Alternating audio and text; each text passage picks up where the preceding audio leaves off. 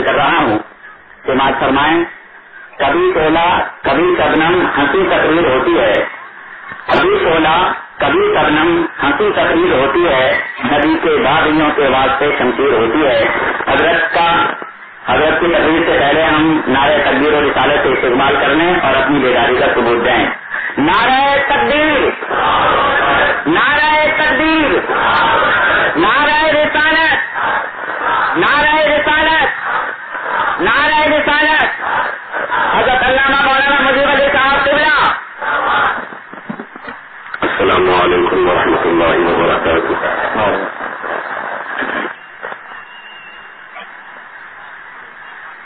الحمد لله الحنان المنان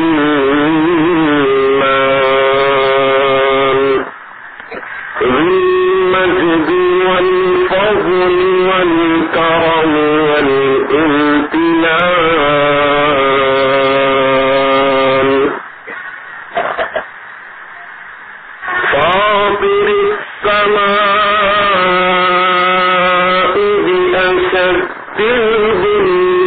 البنيان الذي كل يوم وفي شأن خالق الإنس والجان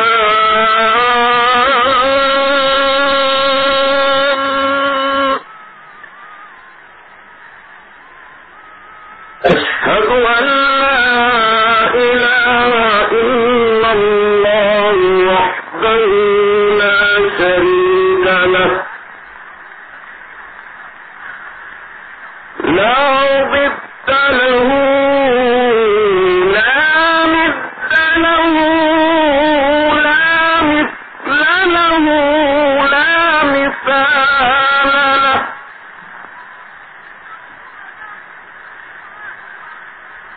لا شكل له لا جواب له لا نظير له لا وزير له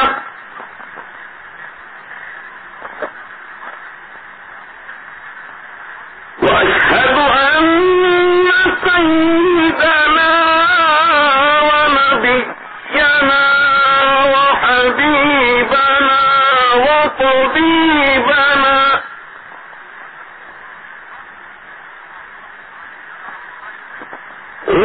ووكيلنا وكفيلنا ورؤوفنا ورحيمنا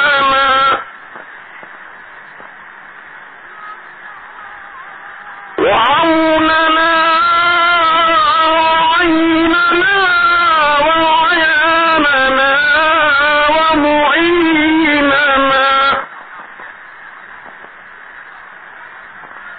وغوثنا وغيثنا وغياثنا ومضيفنا ووسيلتنا ومأوانا وملجانا ومولانا محمدا عبده ورسوله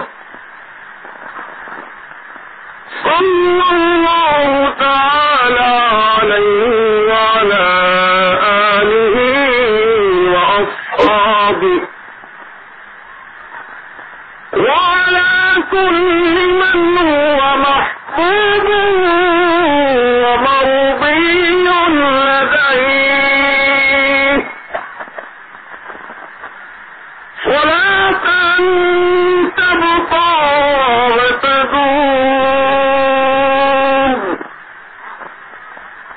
بدوام الملك الحي القيوم. أما بعد فأعوذ بالله من الشيطان الرجيم.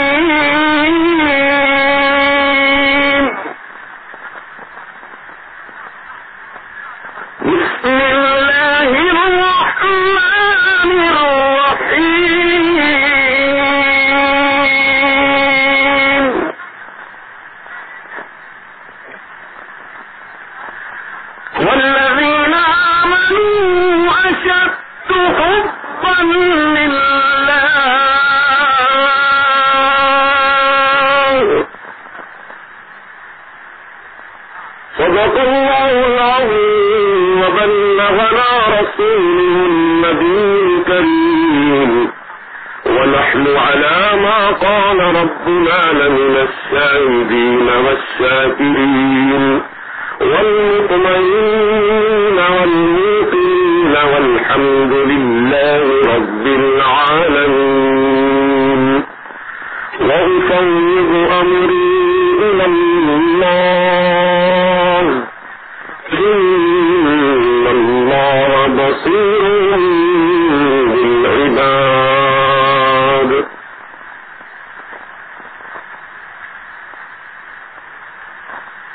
معزز علماء باوقار، پیران طریقت، حجاج کرام، بانیان جلسہ، نوجوانان اہل سنت، بزرگان دین ملت، پردہ نشین خواتین اسلام،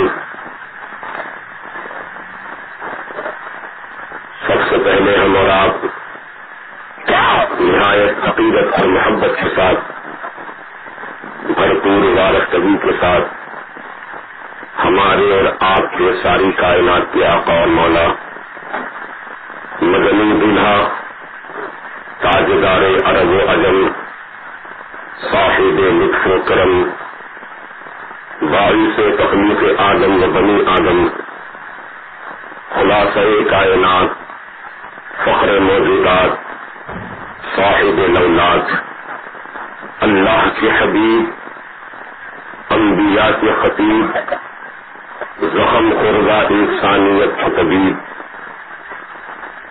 عرب کے سورج عجم کے چاند اللہ کے پیارے ٹوٹے ہوئے دلوں کے سہارے آقائے نامدار مدنی تاجدار سید ابرار احمد مختار محمد رسول اللہ صلی اللہ تعالی علیہ وآلہ وسلم کی بارگاہ بے کس پناہ میں جھوم جھوم کر نگران محبت پیش کیجیے. پڑھیے درود پاک. اللہم صلی علی سیدنا و شفیعنا و نبینا و مولانا محمد کما تحب و ترضى بأن تصلی علیہ صلاة و سلام علیک یا سیدی یا حبیبی یا رسول اللہ.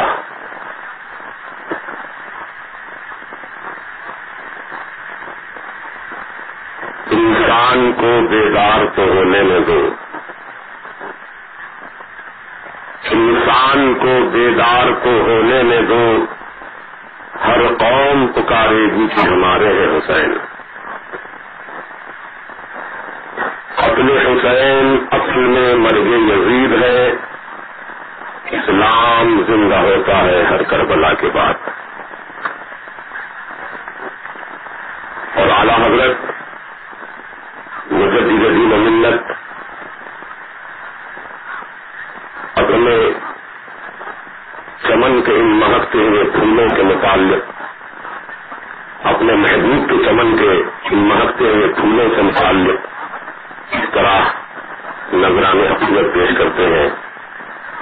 کیا بات رضا کس چمنستان کرم کی، کیا بات رضا کس چمنستان کرم کی، زہرا ہے کلی جس کی حسین اور حسن پوری.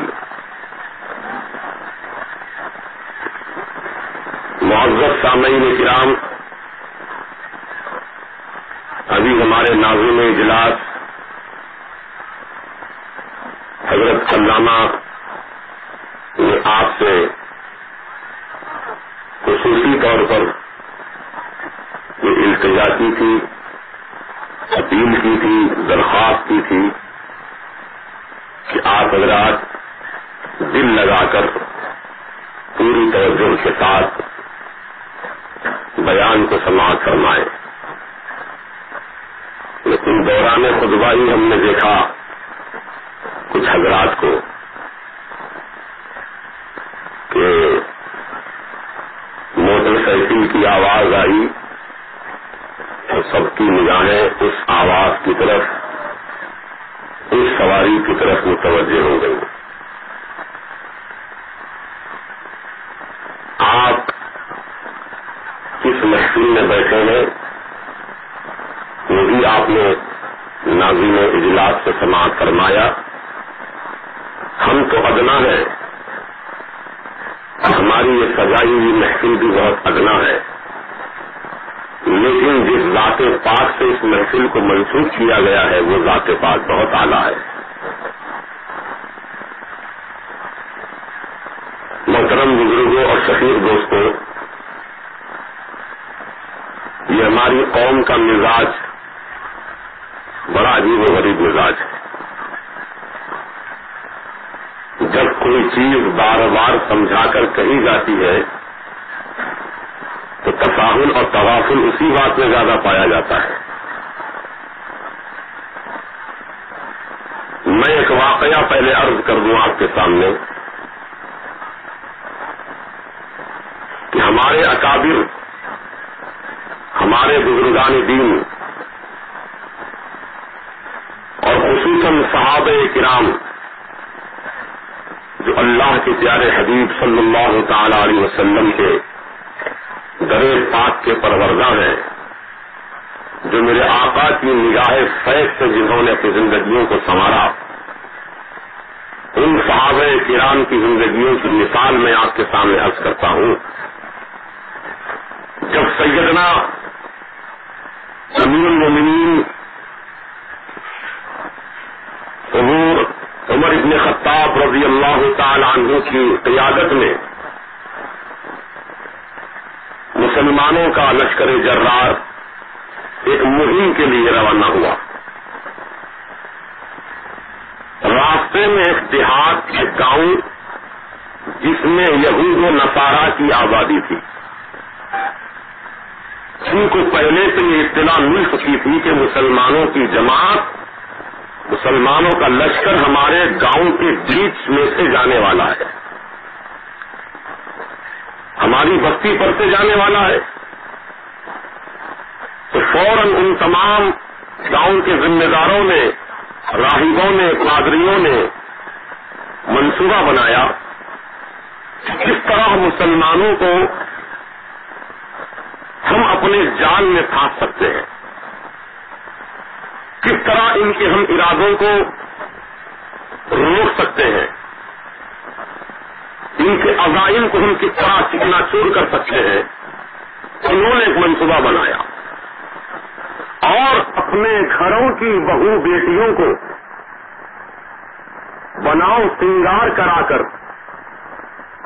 گاؤں کے ہر موڑ اور ہر نکڑ پر، ہر گلی اور ہر کوچے کے اندر ان کو کھڑا کر دیا گیا تاکہ مسلمان جب ان حسین و جمیل عورتوں کی طرف دیکھیں گے تو ان کے ارادے بدل جائیں گے، جہاد کا جذبہ ان کے سینے سے ختم ہو جائے گا اور یہ ان کے حسن و جمال کے فریب میں ایسا دھوکہ کھا جائیں گے کہ یہ ہمارے ہی ہو کے رہ جائیں گے، ان کے قدم آگے نہیں بڑھیں گے.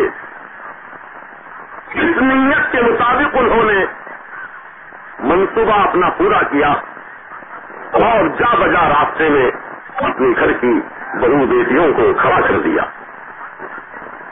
وہ وقت آیا کہ امیر المومنین سیدنا عمر ابن خطاب رضی اللہ تعالی عنہ اپنے ساتھ مسلمانوں کا لشکر جرار لے کر گزر رہے ہیں. سارا کا سارا لشکر پورے گاؤں کی آبادی کے بیچ میں سے نظریں نیچی جھکا کر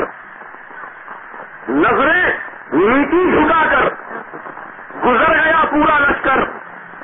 کسی مرد مومن نے، کسی مرد مجاہد نے کسی عورت کی طرف ہاتھ اٹھا کر نہیں دیکھا.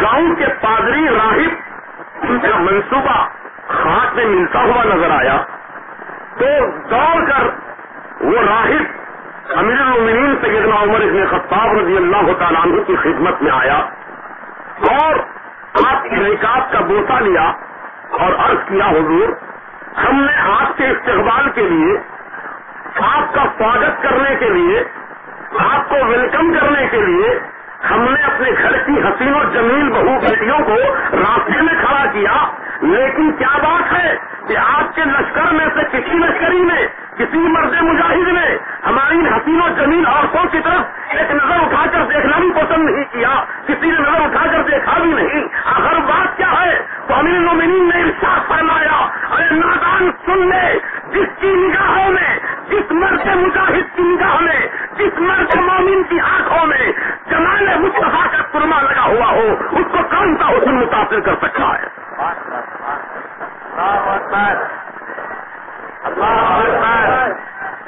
یا رسول اللہ، یا رسول اللہ، کون ہمارے سامنے اپنے حسن کا جال پھیلا کر ہم کو متاثر کر سکتا ہے؟ اور ہماری نگاہوں میں تو جمال مصطفیٰ بتا ہوا ہے صلی اللہ علیہ وسلم۔ محترم دوستو، یہ مزاج تھا ہمارے اکابر کا، یہ سیرت اور کردار تھا ہمارے اکابر بزرگوں کا۔ آج ہم ان کے جب نام لیوا ہیں، جب ہم ان سے محبت کا دم بھرتے ہیں، ان سے عقیدت کا رشتہ جوڑتے ہیں، تو کم از کم اپنے اندر تھوڑی بہت ان کی عادت و اطوار تو اپنانی چاہیے۔ یقیناً مسلمان تو وہی سچا مسلمان کہلاتا ہے جو اپنے بزرگوں کے نقش قدم پر چلتا رہے، ان کی تعلیمات پر عمل پیرا رہے، ان کی نقوش قدم کو مشعل راہ بنا کر زندگی گزارے۔ تو آج ہمارا مزاج کیا ہے؟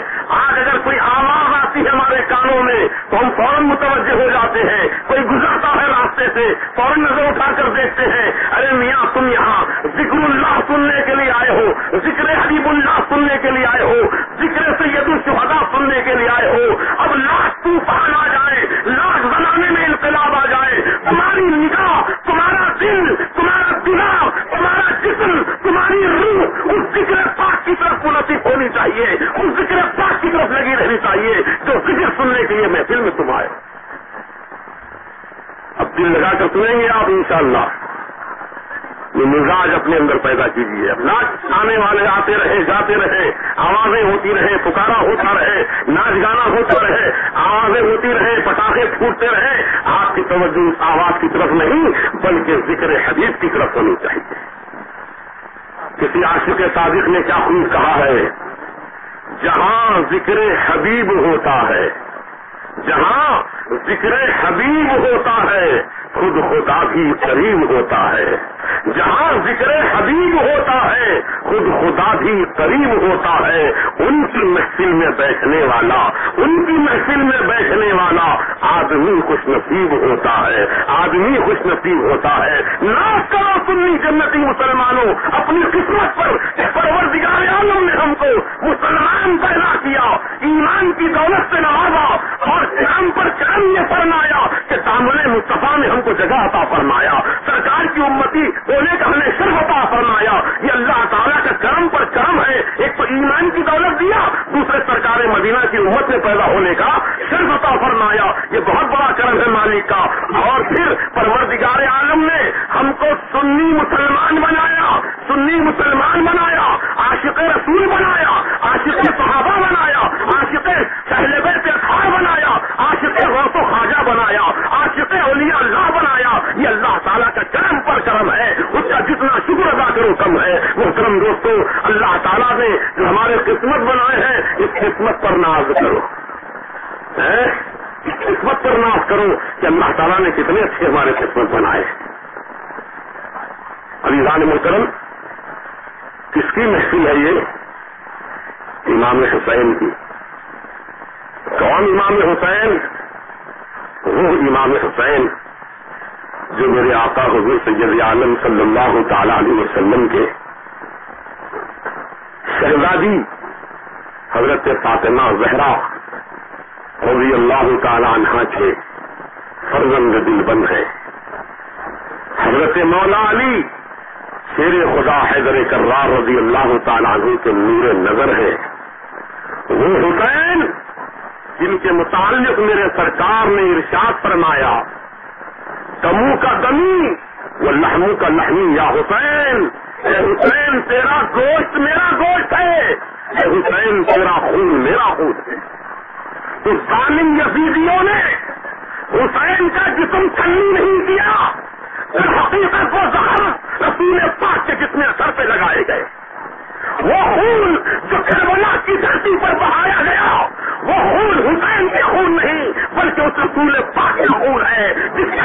نبی نہیں پڑھا سکتے. وہ حسین کہ جب چولہے میں جاگ جاتے تو رب العالمین جبرائیل امین کو حکم دیتا کہ جاؤ جبرائیل، میری بندی فاطمہ ابھی عبادت کر کے تھک کر سوئی ہے، حسنین کریمین چولہے میں جاگ گئے ہیں، اے جبرائیل جاؤ، میری بندی فاطمہ کی نیند نہ ٹوٹنے پائے، حسنین کریمین کا جھولا جھلاتے رہو.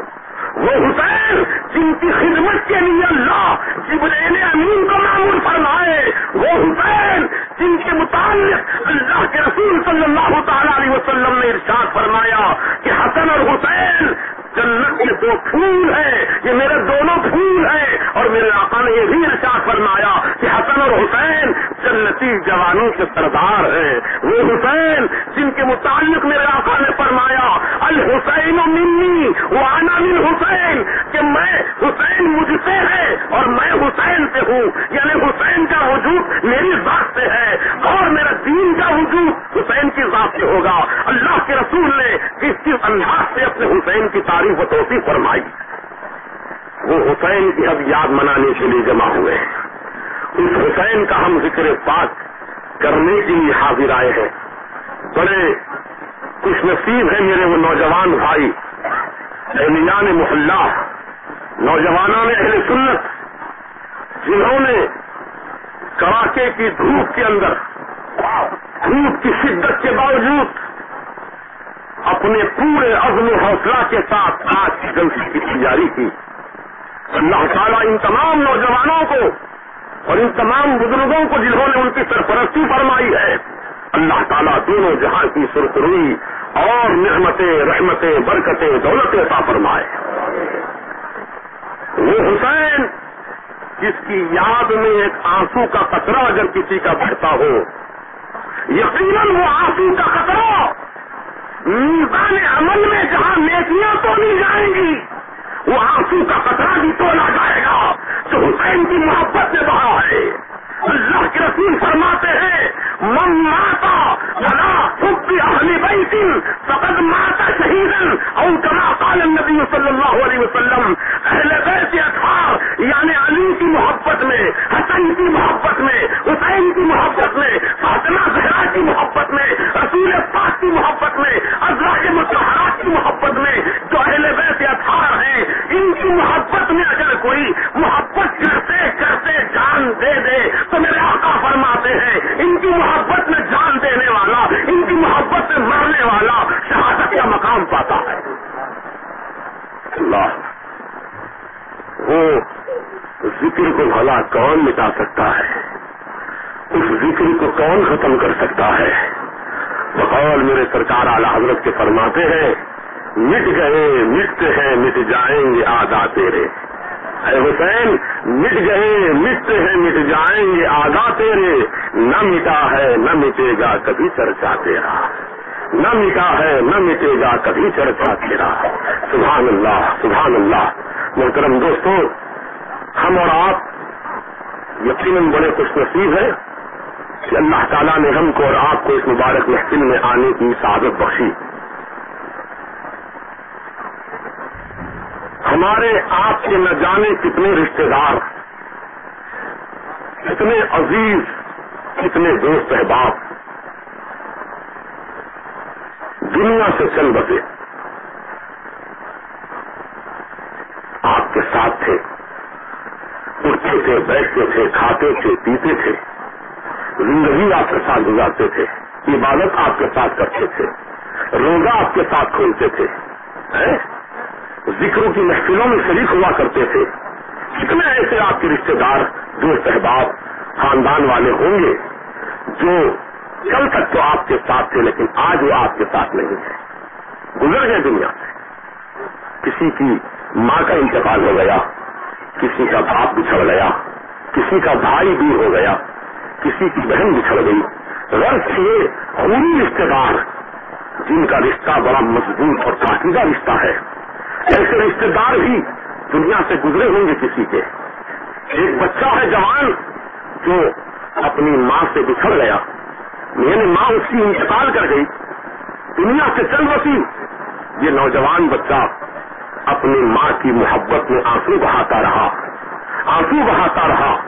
یاد کرتا رہا, یاد مناتا رہا, یہاں تک کہ ایک دن گزرا, 2 دن گزرے, زیارت کی فاتحہ کا وقت آیا, آنکھ سے آنسو نہیں تھم رہے ہیں. نوجوان برابر اپنی ماں کا تصور اپنے ذہن و دماغ میں جمایا ہوا اپنی ماں کی محبت میں آنسو بہاتا جا رہا ہے. اے عزیزان محترم, عرض کرتا ہوں آپ سے کہ وہ نوجوان 3 دن تک مسلسل روتا رہا, 3 دن تک مسلسل اپنی ماں کی یاد مناتا رہا, لیکن چوتھا دن جب آیا تو کچھ یاد میں کمی آ گئی, آنسوؤں کا بہنا کچھ رک گیا, اور کبھی کبھی گاہے ماہے یاد آ جایا کرتی تھی, کبھی کبھی گاہے ماہے چلتے چلتے یاد آ جایا کرتی تھی. 5 دن گزرے, کچھ یاد اور کم ہو گئی. 1 ہفتہ گزرا, کچھ اور یاد کم ہو گئی. 1 مہینہ گزرا, کچھ اور یاد کم ہو گئی. سال گزرا, کچھ اور یاد کم ہو گئی. 2 سال گزرے, کچھ اور یادیں کم ہو گئی. راستے جیسا جیسا زمانہ گزرتا جاتا ہے, ماں باپ کی یادیں ذہن و دماغ سے دور ہوتی جاتی ہیں, مٹتی جاتی ہیں. چنانچہ آج میں اس پورے مجمع سے اگر یہ سوال کروں, یہ بتائیے کہ آپ کے دادا کا نام کیا تھا, آپ نہیں بتا پائیں گے. بہت سے لوگ نہیں بتا پائیں گے کہ آپ کے دادا کا نام کیا تھا, ان کے دادا کے والدہ کا نام کیا تھا. آپ کو نہیں معلوم, کیونکہ کوئی ان کی یاد کرنے والا نہیں ہے, کوئی ان کا ذکر کرنے والا نہیں ہے. آپ اپنے والد کو ضرور یاد کرتے ہوں گے, اپنے دادا جان تک یاد مناتے ہوں گے, لیکن اس سے آگے کا سلسلہ آپ کو نہیں معلوم. کون آپ کے دادا پر دادا تھے, شکل دادا تھے, آپ کو علم نہیں ہے. عزیزان محترم, یاد منائی جائے تو ان کی یاد باقی رہتی ہے, اور جب یاد کا سلسلہ ختم ہو جاتا ہے تو ان کی یادیں بھی دنیا سے مٹا دی جاتی ہیں, یادیں بھی ختم ہو جاتی ہیں. تو عرض کرنا یہ چاہتا ہوں کہ کتنے عزیز رشتے دار آپ کی ہماری دنیا میں تھے اور آج نہیں ہے, لیکن ان کی یاد کسی کی 1 سال منائی گئی, کسی کی 2 سال تک یاد منائی گئی, کسی کی 5 سال تک یاد منائی گئی, کسی کی 10 سال تک یاد منائی گئی. جیسا جیسا زمانہ گزرتا گیا, یادوں کا سلسلہ بھی ٹوٹتا گیا, یادوں کا سلسلہ بھی ختم ہوتا گیا. لیکن انصاف کی بنیاد پر بتاؤ, اے غلامان حسین, اے غلامان رسول, اے غلامان غوث و خواجہ, انصاف کی بنیاد پر مجھے بتاؤ, امام حسین کو دنیا سے پردہ کیے ہوئے کتنے 100 سال کا زمانہ گزر گیا, میرے سرکار کو دنیا سے پردہ فرمائے ہوئے کتنے 100 سال کا زمانہ گزر گیا, غوث و خواجہ کو دنیا سے گزرے ہوئے سینکڑوں سال کا زمانہ گزر گیا. لیکن خدا کی قسم, وحدہ لا شریک کی قسم, عظمت کعبہ کی قسم, عظمت قرآن کی قسم, رب کعبہ کی قسم, آج تک مسلمانوں کے دل میں رسول پاک کی یاد بھی باقی ہے, حسین پاک کی یاد بھی باقی ہے, غوث و خواجہ کی یاد بھی باقی ہے. زمانہ گزرتا رہے گا اور امتداد زمانہ کے لوگ شکار ہوتے جائیں گے, لیکن ان پاکیزہ یادوں کو نہ کوئی مٹا سکا ہے, نہ کوئی مٹا سکے گا, نہ کوئی ختم کیا ہے, نہ کوئی ختم کر سکے گا, نہ مٹا ہے نہ مٹے گا کبھی چرچا تیرا. واہ کیا مرتبہ ہے غوث بالا تیرا, واہ کیا مرتبہ ہے اے خواجہ اعظم تیرا, واہ کیا مرتبہ ہے حسین پاک تیرا. یقیناً ان کے مرتبے کو اللہ تعالیٰ نے اتنا بلند کیا ہے, ان کی یادوں کو اتنا قائم فرما دیا ہے کہ دنیا کا کوئی سورما, کوئی طاقتور ان کی یادوں کو مٹا نہیں سکتا. مٹانے والا خود مل جائے گا, لیکن حسین پاک کی یاد باقی رہے گی.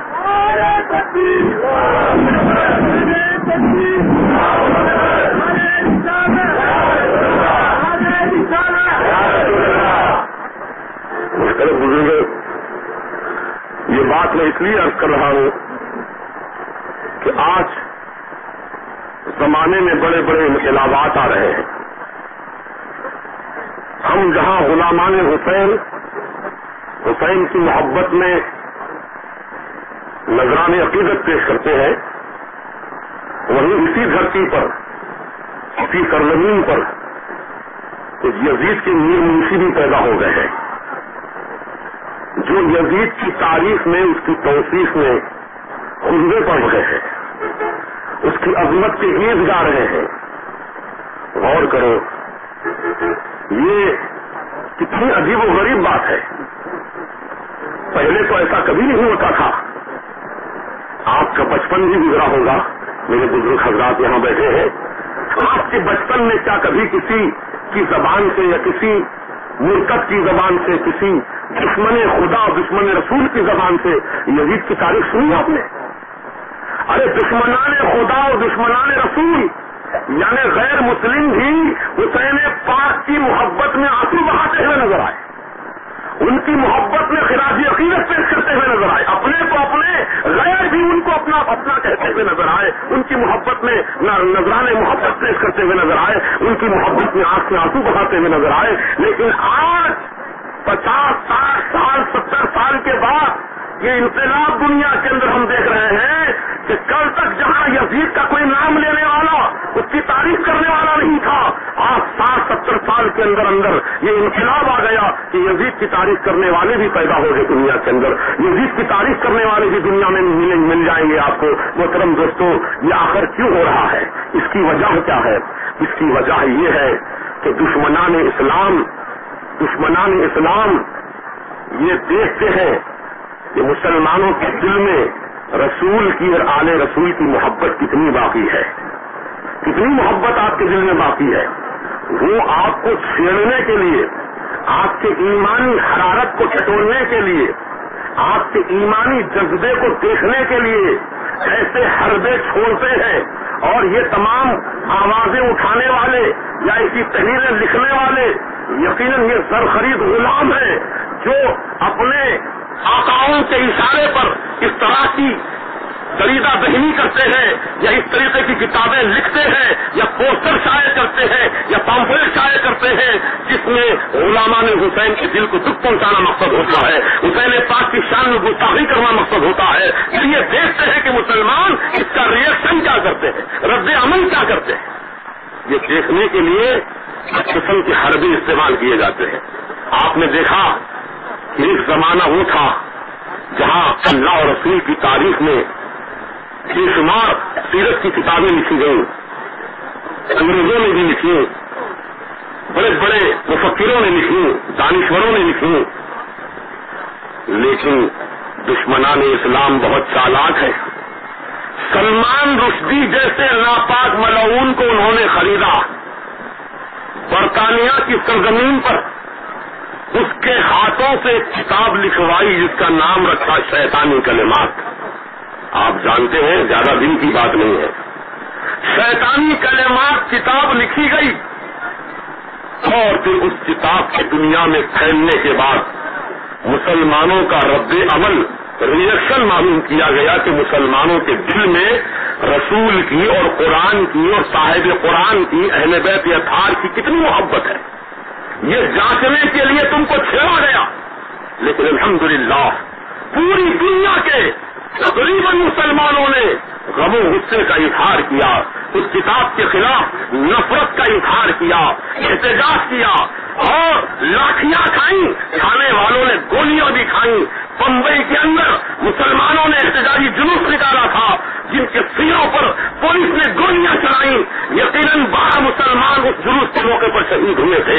یقیناً ایسے کئی واقعات دنیا میں رونما ہوئے جہاں احتجاج کرنے والوں پر ظلم و ستم کے پہاڑ توڑے گئے، لیکن مسلمانوں یہ صرف تمہارے جذبے کو دیکھنے کے لیے گستاخی والی گستاخانہ کتابیں، گستاخانہ تقریریں، گستاخانہ تحریریں تمہارے سامنے لائی جاتی ہیں۔ یہ دیکھا جائے کہ مسلمان کے دل میں اپنے مذہب سے کتنی محبت ہے، اپنے دین سے کتنی محبت ہے، اپنے دین کے لیے مر مٹنے کا جذبہ اس کے دل میں ہے یا نہیں ہے۔ لیکن الحمدللہ ثم الحمدللہ ہر دور میں، ہر زمانے میں، ہر جگہ پر اللہ اور اللہ کے رسول کے چاہنے والے بندے رہے ہیں، اور ان کی محبت میں وہ سب کچھ کر گزرتے ہیں۔ وقت آیا تو اپنی جان کی قربانی بھی دیتے ہیں، کیونکہ ہمارا ایمان یہ ہے گولی لگے گی سینے میں تو روح پہنچے گی مدینے میں۔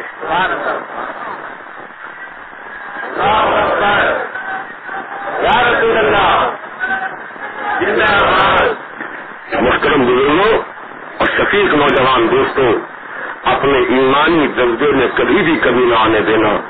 جب کوئی یزیدی ناپکار امام حسین کی شان میں گستاخانہ الفاظ استعمال کرے، کوئی یزیدی ناپکار یزید کی تاریخ میں خطبہ پڑے، تو تم پہلے سے زیادہ بڑے پیمانے پر امام حسین کی شان میں جلسہ منا کر یہ ثابت کر دو کہ اے یزیدیوں، تمہاری بندر بھکتیوں سے ہم ڈرنے والے نہیں ہیں، تمہاری بندر بھکتیوں سے ہم مرعوب ہونے والے نہیں ہیں۔ اگر تم ہمیں چھیڑتے ہو تو پھر ہمیں تم کو چھوڑیں گے نہیں،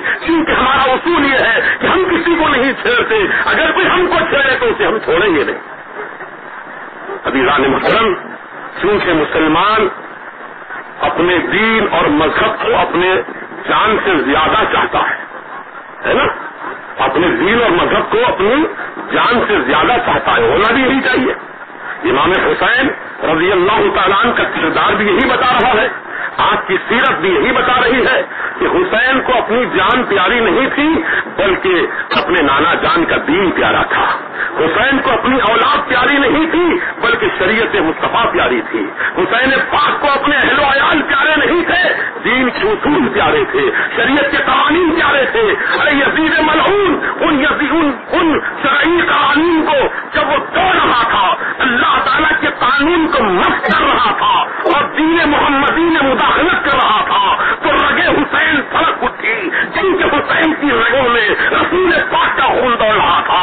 حسین پاک کی دھرنا اٹھے اور فرمایا کہ یزید نافکار، یہ تو کیا کر رہا ہے؟ ارے میرے نانا جان کی تو شریعت کا مذاق اڑا رہا ہے.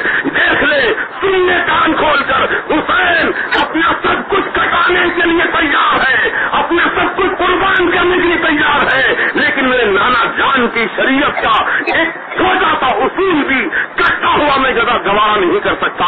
یقیناً آپ نے کربلا کے میدان میں یہی ثابت کر کے دکھا دیا کہ حسین سب کچھ برداشت کر سکتا ہے لیکن دین محمدی میں مداخلت برداشت نہیں کر سکتا. اے حسین کے چاہنے والوں، تمہارے اندر بھی یہی مزاج ہونا چاہیے، تمہارے اندر بھی یہی جذبہ خیر ہونا چاہیے. یہی تو مقصد ہے جلد سے منانے کا، ہماری ایمانی حرارت کی لو کو اور تیز کیا جائے. یہ چنگاری جو ہمارے سینوں میں عشق رسول کی، عشق اہل بیت اطہار کی، عشق امام حسین کی جو چھوٹی سی چنگاری ہمارے سینوں میں جل رہی ہے، یہ چنگاری نہ رہے بلکہ عشق و محبت میں یہ چنگاری شعلہ جوالا بن جائے اور باطل کے ہر خرمن کو جلا کر خاکستر کر دے. ایسا جذبہ ہر مسلمان کے سینے میں ہونا چاہیے.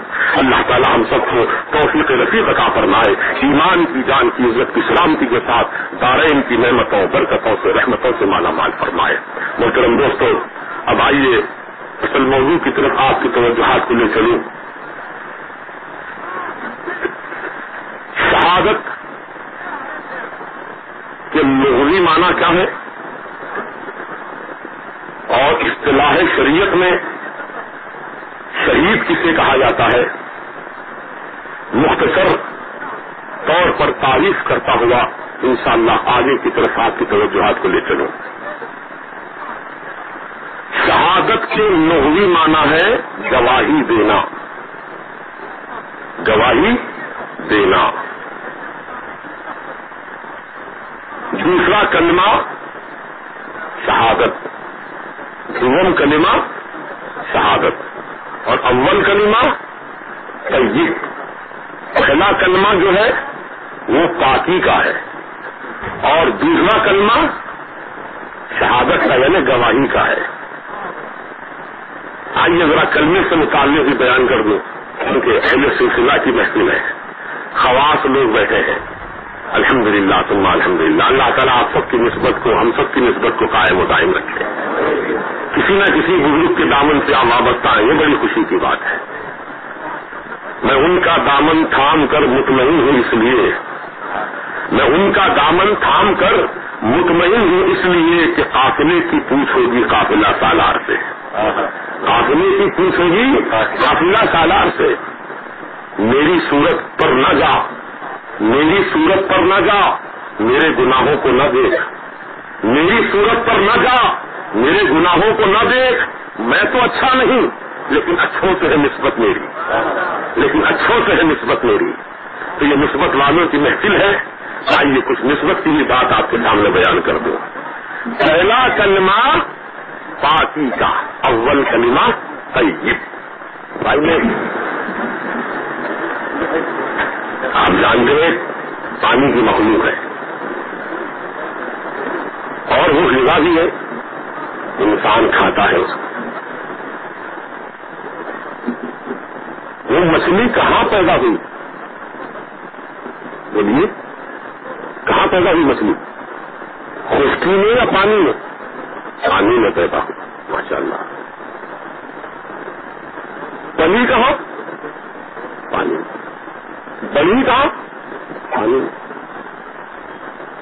کہاں گزار رہی ہے؟ پانی میں. اور آپ اتفاق سے شکار کر کے لائے مچھلی کا، تو کہاں سے لائے؟ اسی پانی سے لائے. اور پانی سے لا کر پھر آپ نے ویسے ہی پکا دیا اس کو؟ نہیں، صرف پانی ہی سے آپ نے اس کو صاف کیا، پاک کیا. بات سمجھ میں آ گئی آپ کو کیا کہنا چاہتا ہوں؟ مچھلی کی پیدائش پانی میں ہوئی، وہی پلی، وہی بڑی، وہی زندگی گزاری، اور اسی پانی میں سے پکڑ کر لائی گئی، کھر لائی گئی کھانے کی نیت سے. تو آپ اس کو ویسے ہی نہیں پکا دیتے، بلکہ اس کو پھر پانی ہی سے صاف کرتے ہیں، دھوتے ہیں، صاف کرتے ہیں. اس مثال کو ذہن میں رکھیے.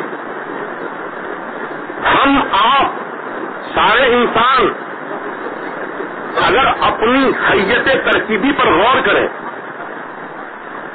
یعنی اللہ تعالیٰ نے جو ہمارا مجسم بنایا ہے، ہمارے اندر پہلا کلمہ یعنی اول کلمہ طیب لا الہ الا اللہ محمد رسول اللہ، یہ لکھا ہوا ہے ہر انسان کے اندر.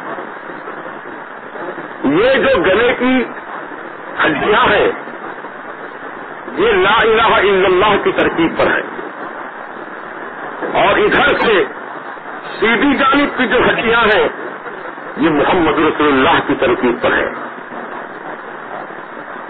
یہ تحقیق شدہ بات ہے. اس کا باضابطہ ایکسرے مشین کے ذریعے مطالعہ اور غور و فکر کیا گیا تو علانیہ یہ لا الہ الا اللہ اور یہ محمد رسول اللہ یہ لکھا ہوا ہے ہر انسان میں. یعنی گویا انسان کی بنیاد کائے پر ہے؟ کلمہ طیبہ پر ہے. پیدا کہاں ہوئے ہم؟ کلمہ طیبہ ہی میں پیدا ہوئے، کلمہ طیبہ ہی میں ہم پرورش پائے، کلمہ طیبہ ہی میں ہم بڑھے، کلمہ طیبہ کے ساتھ ہی ہم زندگی گزار رہے ہیں. لیکن افسوس صد افسوس ہم کو نہیں معلوم کہ کلمہ طیبہ کی حقیقت کیا ہے. اور پہلا کلمہ پاکی کا جو کہا گیا، کیوں کہا گیا؟ ہم کلمے میں بنے، ہم کلمے میں بڑے، کلمے میں پرورش پائے، لیکن ہم کو نہیں معلوم کلمے کی حقیقت. تو بزرگوں کا دامن تھامنے میں یہی تو فائدہ ہوتا ہے کہ بزرگان دین، پیران طریقت یہی بات کی تو تعلیم ہم کو سکھاتے ہیں کہ انسان من عرفہ نفسہ فقد عرفہ ربہ، کہ جس نے اپنے آپ کو پہچانا اس نے اپنے رب کو پہچانا. اپنے آپ کو پہچان کر پہچانت آپ کی اور جان کی، سب پہچانت ہو تجھے سبحان کی. تو پہلا کلمہ پاکی کا، اس کا لقب ہی یہی ہے، پہلا کلمہ پاکی کا. تو جس طرح مچھلی پانی میں رہی، پانی میں پلی، پانی میں بڑھی، لیکن کھانے کے قابل اسی وقت ہوتی ہے جبکہ اسی پانی سے پھر اس کو پاک کر لیا جائے. اگرچہ کہ ہم کلمے میں پڑے، کلمے میں پیدا ہوئے، کلمے کے ساتھ ہیں، لیکن ہم جب تک کلمے سے پاکی حاصل نہیں کریں گے اس وقت ہم پاک نہیں ہو سکتے. کلمے سے پاکی کیسے ملتی ہے وہ پیرانے طریقے سے آپ پوچھیے.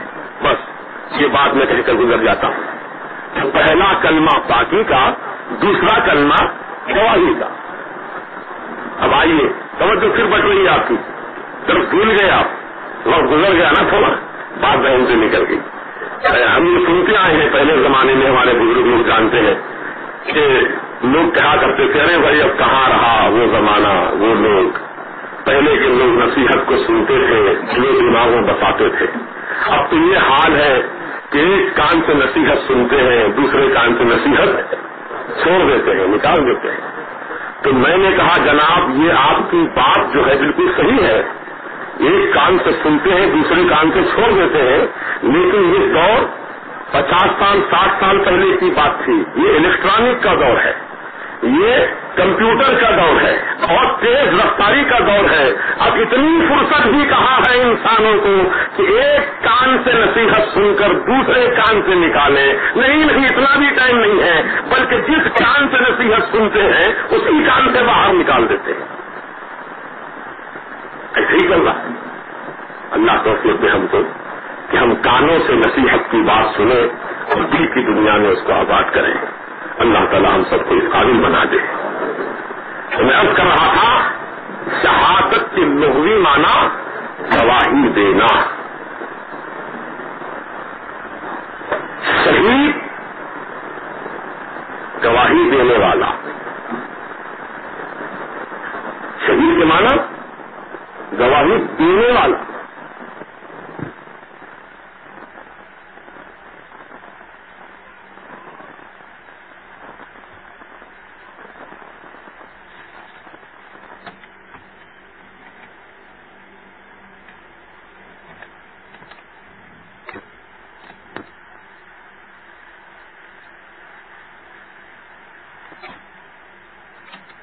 یہ صاحب ذرا آپ گواہی دے دیجیے میرے حق میں.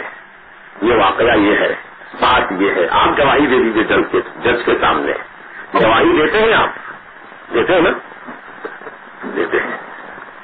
تو جج آپ سے سوال کرتا ہے تم جو گواہی دے رہے ہو کیا تم نے دیکھ کر گواہی دی؟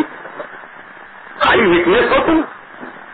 اگر آپ یہ کہہ دیں کہ ہاں صاحب یہ میری نگاہوں سے میں نے دیکھا ہے، یہ میری آنکھوں کے سامنے کا واقعہ ہے، میں گواہ ہوں اس بات کا، تو وہ گواہ قابل معتبر، وہ گواہ قابل اعتبار، وہ گواہ صحیح جو دیکھ کر گواہی دے اور جو سنی سنائی گواہی دے. جج کے سامنے اگر کوئی آدمی یہ کہے کہ صاحب میں نے دیکھا تو نہیں لیکن سنا ہے، تو جج کہے گا تم عدالت کا قیمتی وقت برباد کر رہے ہو، فوراً باہر ہو جاؤ عدالت سے. یہاں سنی ہوئی گواہوں کی بھی قدر نہیں ہوتی، دیکھی ہوئی گواہی کی قدر ہوتی ہے. لاؤ گواہ، دیکھا ہوا ہو تو بیان کرو. تو بلا تشبیہ بلا تمثیل چاند کی رویت کے بارے میں بھی ایسا ہی مسئلہ ہے. اگر کوئی مفتی صاحب کے سامنے، مولانا صاحب کے سامنے، صدر قاضی صاحب کے سامنے، حاجی صاحب کے سامنے، امام صاحب کے سامنے کوئی نوجوان دوڑتا ہوا آیا، کہا مولانا چاند ہو گیا، چاند ہو گیا. مولانا نے کہا تم نے دیکھا؟ کہا نہیں دیکھا نہیں مولانا، میں سنا ہوں. تو مولانا کہیں گے ارے بھائی یہ گواہی سنی ہوئی ہے، ہم نہیں مانیں گے اس کو. دیکھنے والا کہ ہو تو آؤ سامنے بیان کرو. تو معلوم یہ ہوا کہ دیکھنے کی بنیاد پر گواہی سچی مانی جاتی ہے، اسی کو صحیح گواہ کہتے ہیں. تو شہید یعنی اللہ کی راہ میں جان قربان کرنے والا.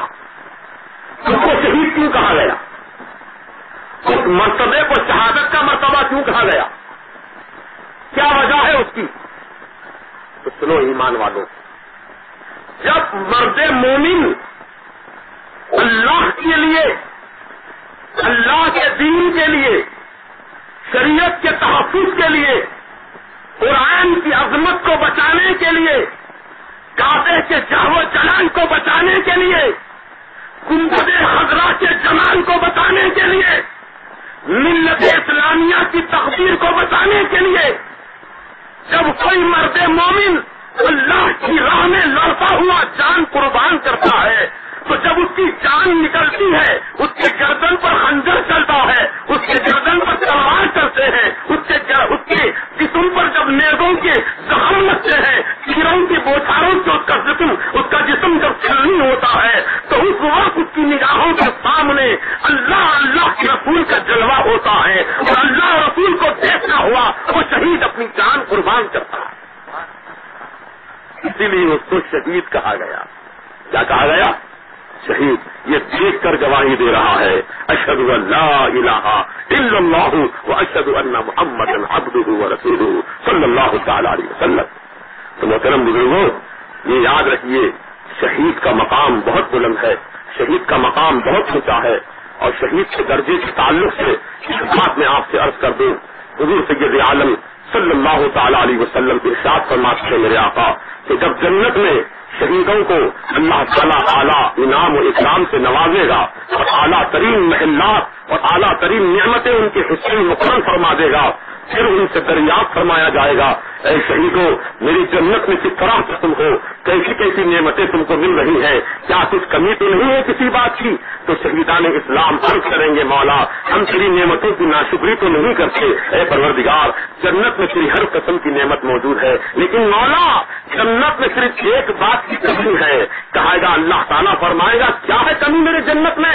اللہ کے وہ نیک بندے وہ شہید بندے عرض کریں گے مولا تیری جنت میں سب کچھ ہے میرے مالک، لیکن تیری جنت میں جہاد کا میدان نہیں ہے، دشمن کی تلوار نہیں ہے. ہم یہ چاہتے ہیں کہ دنیا میں تو ہم کو پھر سے بھیج دے تاکہ پھر میدان جہاد میں ہم جائیں، پھر ہماری گردن پر وار ہو، ہماری گردن کٹے. کیونکہ میرے مولا جس وقت ہماری گردن کٹتی ہے خون کا قطرہ پہلا زمین کی طرف چلتا ہے. اے اللہ تیرے اور تیرے محبوب کا جب جلوہ ہم کو نصیب ہوتا ہے اس جلوے کی لذت میرے مالک اتنی اعلیٰ ہے کہ ہم جنت کی نعمتوں میں وہ لذت نہیں پا رہے ہیں.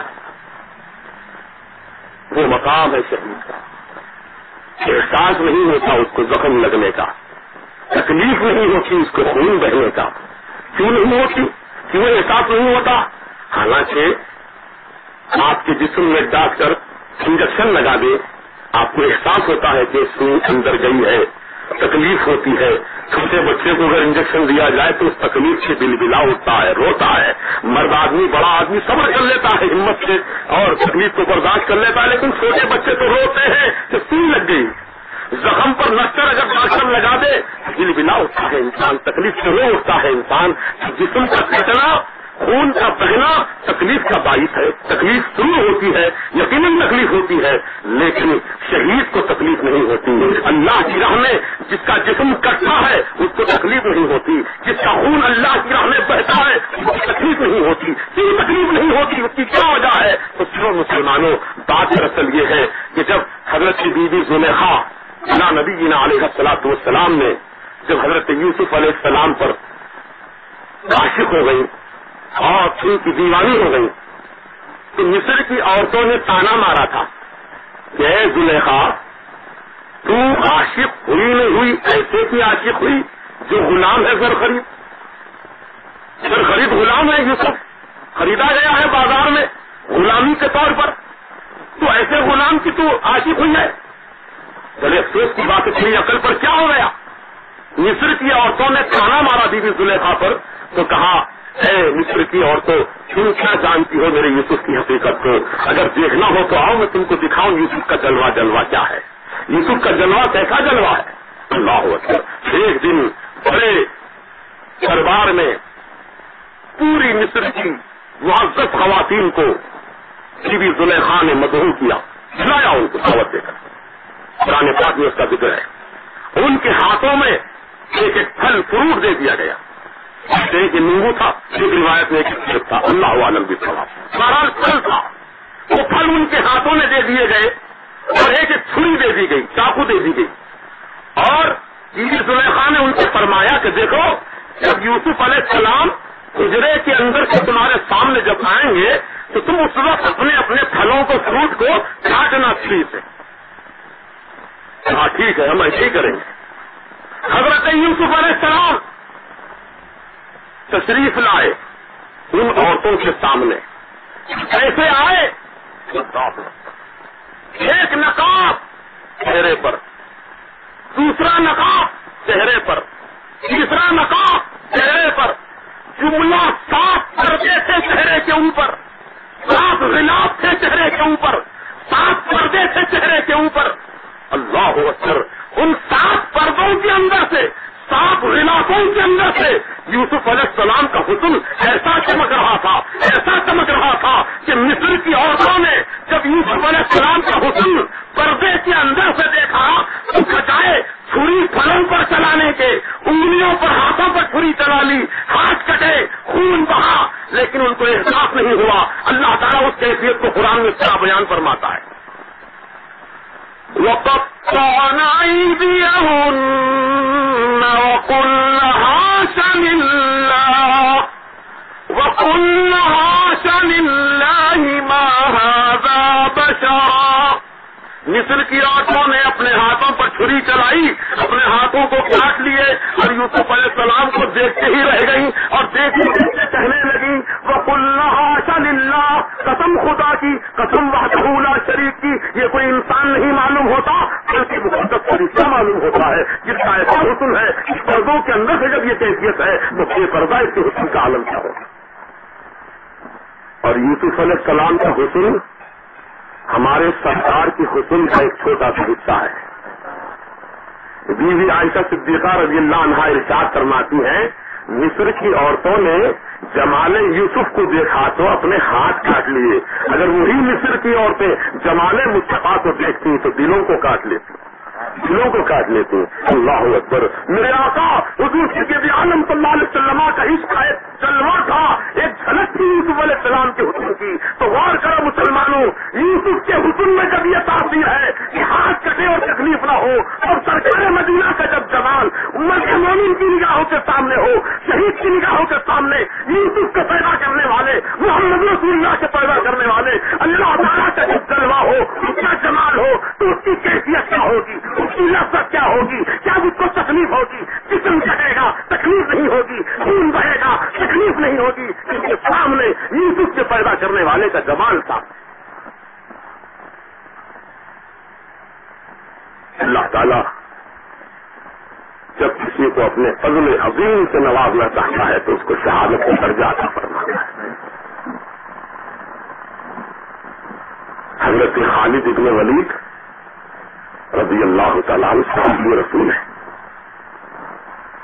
اور یہ ایسے جانباز سپاہی تھے, اسلامی مجاہد. اللہ اکبر. اللہ کے رسول ان کے جذبہ جہاد کو دیکھ کر ارشاد فرمائے کہ خالد تم اللہ کی تلوار ہو, سیف اللہ ہو تم. یہ لقب اللہ کے رسول نے ان کو دیا تھا. شہادت کی تمنا اتنی تھی آپ کے دل میں, اتنی تمنا تھی, جب بھی کوئی جنگ میں شریک ہوتے تو خالد ابن ولید یہی تمنا لے کر جاتے کہ بس یہ جنگ میں میں شہید ہو جاؤں, بس یہ جنگ میں شہید ہو جاؤں, لڑتا ہوا اللہ کی راہ میں جان دے دوں. لیکن وہ شہید نہیں ہوئے. کئی جنگوں میں شریک ہوئے, کئی معرکوں میں شریک ہوئے. کہتے ہیں کہ تقریباً 100 جنگیں انہوں نے لڑی, 100 جنگ میں لڑی, لیکن 100 جنگ کے اندر بھی ان کو شہادت کا درجہ نہیں ملا. کیوں نہیں ملا؟ کیا وجہ تھی نہیں ملنے کی؟ محترم دوستوں, اس کی بھی ایک وجہ ہے. میرے سرکار نے ارشاد فرمایا تھا کہ خالد تو اللہ کی تلوار ہے. اگر خالد میدان جنگ میں شہید ہو جاتے تو گویا اللہ کی تلوار دو ٹکڑے ہو جاتی, اللہ کی تلوار ٹوٹ جاتی. تو مصطفیٰ پیارے نے اپنی زبان پاک سے فرمایا تھا کہ خالد اللہ کی تلوار ہے, تو اللہ کی تلوار اگر ٹوٹ جاتی تو اسلام کی شکست ہو جاتی, اسلام کی ہار ہو جاتی. اس لیے اللہ تعالیٰ نے ان کو شہادت کا درجہ نہیں دیا, بلکہ تباہی موت واپس. شہادت جو سید الشہداء کے حصے میں آئی, یہ انہی کا حصہ تھا, یہ انہی کے لیے درجہ عطا فرمایا گیا. محترم دوستوں, اللہ تعالیٰ قرآن پاک میں ارشاد فرماتا ہے وَلَنَبْلُوَنَّكُمْ بِشَيْءٍ مِّنَ الْخَوْفِ وَالْجُوعِ وَنَقْصٍ مِّنَ الْأَمْوَالِ وَالْأَنفُسِ وَالثَّمَرَاتِ وَبَشِّرِ الصَّابِرِينَ. اللہ سبحانہ و تعالیٰ اس آیت کریمہ میں یہ اعلان فرما رہا ہے ہم تم کو ضرور آزمائیں گے. اے بندو, ہم تمہارا امتحان ضرور لیں گے. کیسے امتحان لیں گے؟ اللہ نے امتحان لینے کی کیفیت بھی بیان فرما دی کہ کبھی ہم کچھ خوف دلا کر آزمائیں گے, دشمن کا خوف دلائیں گے ہم تم کو, اور یہ دیکھیں گے کون اسلام سے ثابت قدم رہتا ہے, کون دشمن کی آنکھوں میں آنکھیں ڈال کر اللہ پر بھروسہ رکھتا ہے. ہم دیکھیں گے آزما کر ہم تم کو, اور کبھی بھوکا رکھ کر تمہیں آزمائیں گے, کبھی پیاسا رکھ کر آزمائیں گے, کبھی تمہارے مالوں میں نقصان پہنچا کے آزمائیں گے, کبھی تمہاری اولاد میں نقصان پہنچا کے آزمائیں گے, کبھی تمہاری جانوں میں نقصان پہنچا کے آزمائیں گے. تو جو مرد مجاہد, جو بندہ مومن اللہ تعالیٰ کے امتحانوں میں ثابت قدم رہے, بھوک پیاس اور اولاد کا نقصان, اموال کا نقصان, جان کا نقصان, سب کچھ نقصان برداشت کرے, پھر اپنی زبان سے یہ کہے اِنَّا لِلَّهِ وَإِنَّا إِلَيْهِ رَاجِعُونَ. بے شک ہم تو اللہ ہی کے لیے ہے اور اللہ ہی کی طرف ہم کو لوٹ کر جانا ہے. جس کی زبان پر مصیبت کے وقت میں, اور مصیبت کے وقت میں اور بلاؤں کے وقت میں یہی کلمہ زبان پر ہو کہ بے شک میں تو اللہ کے لیے ہوں, ہم تو اللہ ہی کے لیے ہیں, اللہ ہی کی یہ دی ہوئی جان ہے, اللہ ہی کی راہ میں خرچ ہو رہی ہے, ہمارا کیا جا رہا ہے؟ اللہ کی جان اللہ کی راہ میں خرچ ہو رہی ہے. اس سے بڑی خوش نصیبی کی بات اور کیا ہو سکتی ہے؟ تو جو بندے مومن مصیبتوں میں ثابت قدم رہتے ہوئے اللہ کی ہر حال میں تعریف کرتا ہے تو اللہ تعالیٰ ایسے صبر کرنے والوں کے بارے میں فرماتا ہے وَبَشِّرِ الصَّابِرِينَ. اے میرے پیارے حبیب, ان مصیبتوں میں صبر کرنے والوں کو جنت کی بشارت دے دیجئے, میری رضا کی بشارت دے دیجئے. حور و غلمان ان کے لیے ہوں گے, جنت کے اعلیٰ محل ان کے لیے ہوں گے, لوح و قلم ان کے لیے ہوں گے, جنت اور جنت کی ساری نعمتیں ان کے لیے ہوں گی, جو مصیبتوں میں ثابت قدم رہ کر اللہ کی ہر حال میں تعریف کریں گے. سبحان اللہ سبحان اللہ. اسی لیے حدیث پاک میں آیا ہے کہ جب کسی کے بچے کا انتقال ہوتا ہے اور فرشتے اس کی بچے کی روح لے کر جب رب کی بارگاہ میں جاتے ہیں تو اللہ تعالیٰ فرشتوں سے دریافت فرماتا ہے. حالانکہ اللہ کو سب چیز کا علم ہے, لیکن فرشتوں پر اپنے بندے کی عظمت کو ظاہر کرنے کے لیے اللہ سوال فرماتا ہے, اے فرشتوں, تم نے میرے بندے کے دل کا پھل کھول لیا, یعنی اس کی اولاد تم نے چھین لی, روح قبض کر لی تم نے, میرے بندے نے اس وقت کیا کہا؟ اللہ پوچھتا ہے فرشتوں سے, بول اے فرشتہ, میرے بندے نے اس وقت کیا کہا؟ جب اس کا بچہ چیڑیاں رگڑ رگڑ کر پھل توڑ رہا تھا, میرے بندے نے اس وقت کیا کہا؟ تو فرشتے کہتے ہیں میرے مالک, بے شک تیرا بندہ اس مصیبت کے وقت میں بھی جبکہ اس کا بچہ پیڑیوں سے پیڑی, ایڑی سے ایڑی رگڑ رہا تھا, دم توڑ رہا تھا, بچے کا باپ تجھی کو پکار رہا تھا, تیرا ہی ذکر کر رہا تھا, تیری ہی یاد میں مگن تھا, انا للہ و انا الیہ راجعون کا کلمہ پڑھ رہا تھا. تو اللہ تعالیٰ فرماتا ہے ہاں میرا بندہ مصیبت کے وقت میں میرا ہی ذکر کر رہا تھا, مصیبت کے وقت میں مجھے کو یاد کر رہا تھا, مصیبت کے وقت میں مصیبت کے عالم میں میرا ہی ذکر کر رہا تھا. تو اے فرشتہ رہنا, میں نے اس کو جنت میں بیت الحمد عطا کیا. بیت الحمد کے معنی ہے تعریف کا گھر. مصیبت کے وقت میں جو اللہ کی تعریف کرتا ہے اللہ تعالیٰ جنت میں اس کو بیت الحمد عطا فرماتا ہے, تعریف کا گھر عطا فرماتا ہے. جو اعلیٰ ترین محل ہے جنت کی, وہ محل ان مصیبتوں میں صبر کرنے والوں کو اللہ عطا فرماتا ہے. تو محترم بزرگوں, تو اللہ تعالیٰ امتحان لیتا ہے, سب سے لے گا, سب سے لے گا, آپ سے, مجھ سے, ہر ایک سے, ہندو سے, مسلمان سے, سکھ سے, عیسائی سے, ہر قوم سے امتحان لیا جائے گا, ہر فرد بشر سے امتحان لیا جائے گا. لیکن آپ کے ہمارے امتحانوں کی کیفیت یہ ہے, کبھی کسی ٹائم میں بھوک کا امتحان ہو جاتا ہے, پھر کچھ عرصے کے بعد کبھی پیاس کا امتحان ہوتا ہے, پھر کسی چند سال چند مہینوں کے بعد اولاد میں نقصان پہنچا کر اللہ امتحان لیتا ہے, پھر چند سالوں کے بعد جان میں نقصان پہنچا کر امتحان لیتا ہے. یعنی اللہ تعالیٰ وقت واحد میں کوئی امتحان نہیں لیتا آپ کے ہمارے. لیکن میدان کربلا میں امام حسین علی مقام رضی اللہ تعالیٰ عنہ اور ان کی خانوادے کے لیے اللہ تعالیٰ نے امتحان کا جو وقت مقرر کیا تھا, ایک ہی وقت میں یعنی محرم کی 10 تاریخ کو صبح فجر کی نماز کے بعد سے لے کر ظہر کی نماز تک سارے امتحانوں کی منزل سے گزرنا پڑا حسین کو. بھوک کا امتحان, پیاس کا امتحان, خوف کا امتحان, اولاد سامنے چٹ رہی ہے, صبر کر رہے ہیں, ہاتھ میں چھوٹا بچہ چل رہا ہے, صبر کر رہے ہیں, جان کریل بیٹا علی اکبر شہادت کا جان پی چکا ہے, صبر کر رہے ہیں, سکینہ تڑپ رہی ہے, صبر کر رہے ہیں, بیوی زینب بے ہوش ہو کر گرتی جا رہی ہے, صبر کر رہے ہیں, یہاں تک کہ جب سب شہید ہو گئے تو آخر میں امام حسین نے اپنی جان کا بھی نذرانہ راہ خدا میں پیش کر کے امتحان میں اعلیٰ درجے کی کامیابی حاصل فرمائی. ایک ہی ٹائم میں, ایک ہی وقت میں, ایک ہی مقام پر سب امتحان لے لی گئے حسین پاک سے, اور سب امتحانوں میں حسین علی مقام نے اعلیٰ درجے کی کامیابی حاصل فرمائی. آئیے ان امتحانوں کی تھوڑی سی کیفیت میں آپ کے سامنے بیان کرتا ہوں. ان کا سنا دیجیے. اللہ صلی علی سیدنا و سیدنا و نبینا مولانا محمد کما تحب و ترضى صلی علیہ الصلوۃ والسلام علیک یا سیدی حبیبی یا رسول اللہ. حضرت وہب بن عبداللہ رضی اللہ تعالیٰ عنہ ایک جانثار ہے، یہ عاشق اہل بیت ہے، جو کربلا کے قریب میں ایک دیہات میں رہتے تھے. یہ ضعیف ماں کے اکلوتے بیٹے تھے اور شادی ہو کر کے کل 17 دن گزرے تھے. 17 دن کا دلہا تھا وہب بن عبداللہ. ماں کو اطلاع پہنچی کہ کربلا میں فاطمہ کے جگر پارے نور نظر علی جگر گوشہ رسول پاک حضرت امام حسین پر مصیبتوں کے پہاڑ توڑے جا رہے ہیں.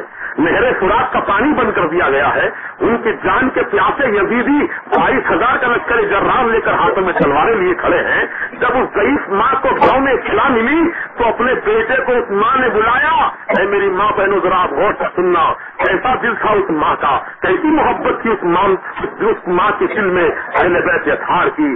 عزیزان محترم، جب اس ماں نے اپنے بچے کو بلایا اور کہا بیٹا تو 17 دن کا دلہا ہے، میں جانتی ہوں، تو نوجوان ہے، میں یہ بھی جانتی ہوں، تیری نئی نویلی دلہن ہے، یہ بھی میں جانتی ہوں، لیکن بیٹا اہل بیت اطہار پر اس وقت مصیبت کا وقت آن پڑا ہے. بیٹا اہل بیت اطہار کی محبت میں اگر تو جان قربان کر دے تو تیری ماں تیرا دودھ بخش دے گی، تیری ماں تیرا حق معاف کر دے گی. اگر تو نے میرا حکم نہیں مانا تو سن لے کان کھول کر، تیری ماں تیرا دودھ نہیں بخشے.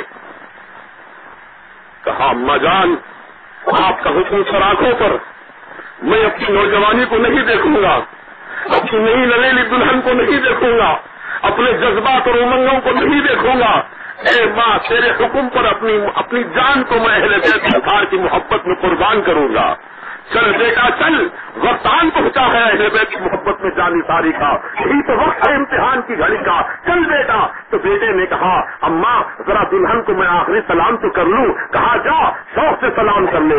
یہ شوہر آیا، اپنی دلہن کے کمرے میں آیا اور اپنی بیوی کو مخاطب ہو کر کہنے لگا اے میری شریک حیات، اب میں تجھ سے آخری سلام کر کے رخصت ہو رہا ہوں، کیونکہ میری ماں نے مجھے حکم دیا ہے اہل بیت اطہار کی محبت میں قربان ہونے کا. اب میں جا رہا ہوں، تو میرے بعد سیوا ہو جائے گی، لیکن صبر کرنا، اللہ کی مرضی پر راضی رہنا.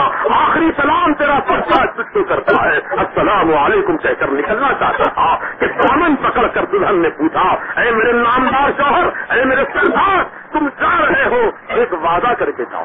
کہا کیسا وعدہ؟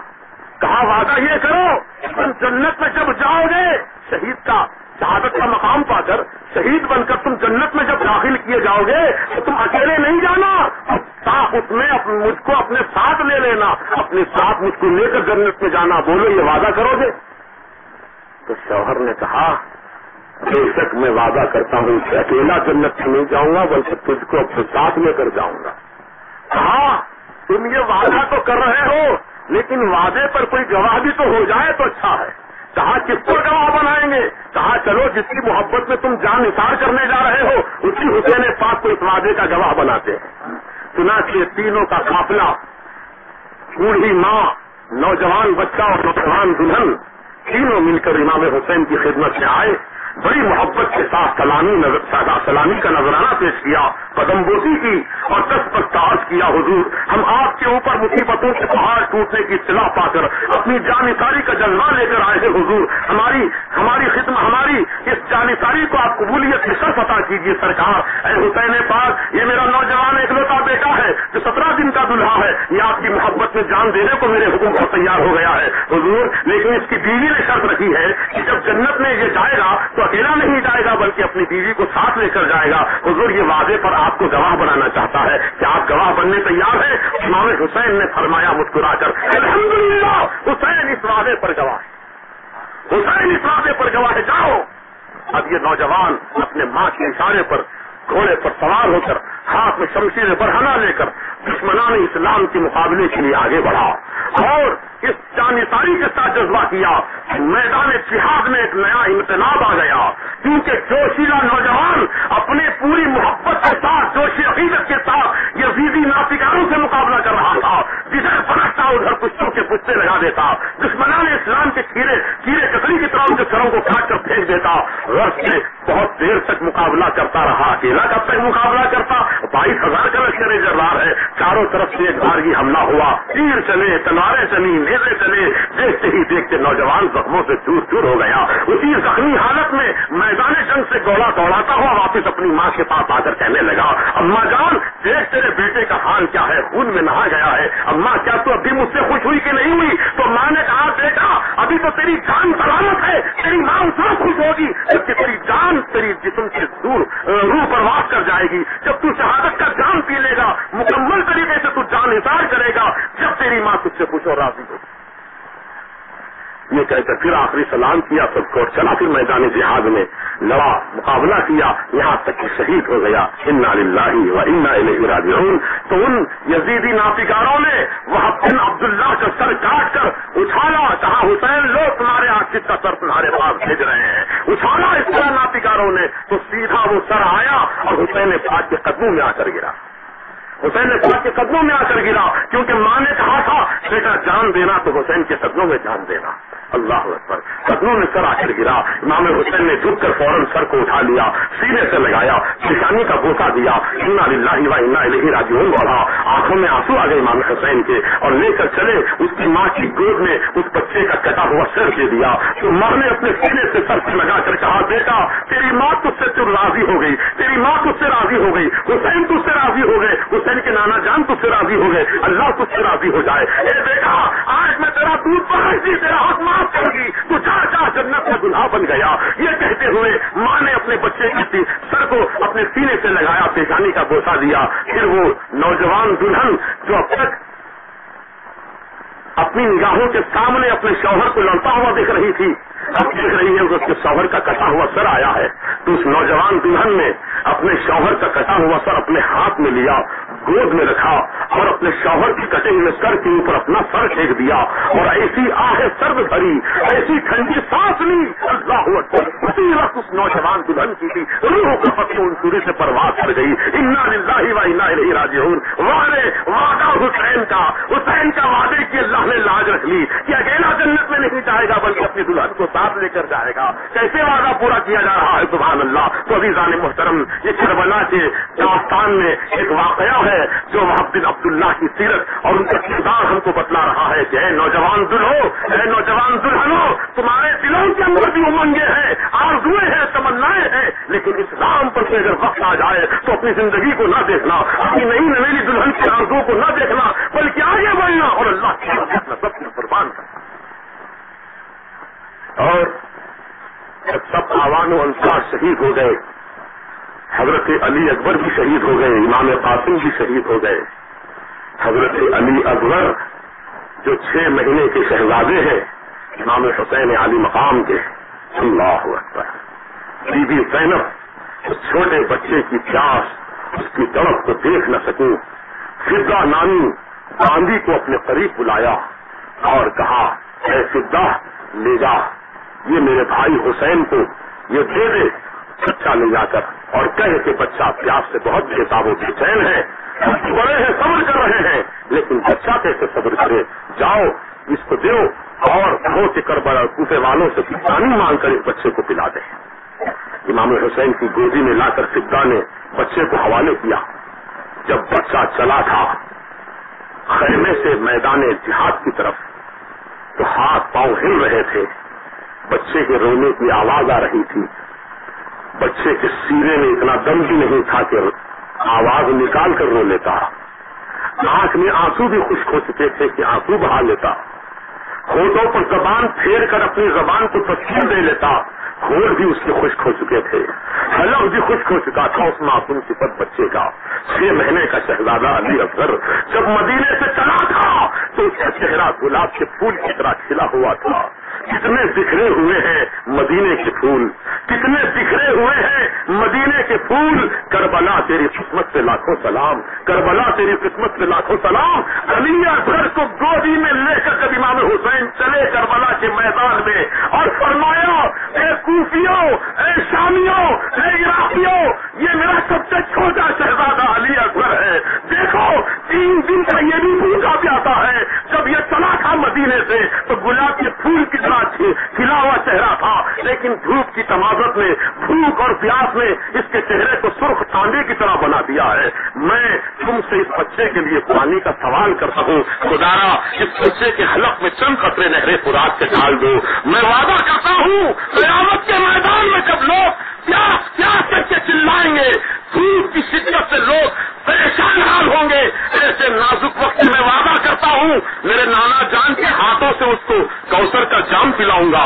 کون ہے تم میں ایسا نیک آدمی جو میرے بچے کے حلق میں چند قطرے پانی کے ڈال دے. امام حسین نے پانی مانگا تھا, لیکن حرملا ساحل نامی ایک یزیدی ناپکار نے زہر میں بجھا ہوا تیر کمان پر چڑھایا, نشانہ لیا اور حضرت علی اصغر کے حلقوم کا نشانہ ساتھ کر تیر فضا میں چھوڑ دیا. آنن فانن سنسناتے ہوئے فضاؤں کو چیرتے ہوئے وہ تیر آیا اور اس معصوم صفت 6 مہینے کے بچے علی اصغر کے حلقوم کو چھیدتا ہوا علی اصغر امام حسین کے بازو میں پیوست ہو گیا. بچے نے آخری ہچکی لی, ہمیشہ کے لیے اپنی آنکھوں کو بند کر لیا. نزا کی آخری ہچکی کو ذرا غور سے سن لے, نزا کی آخری ہچکی کو ذرا غور سے سن لے.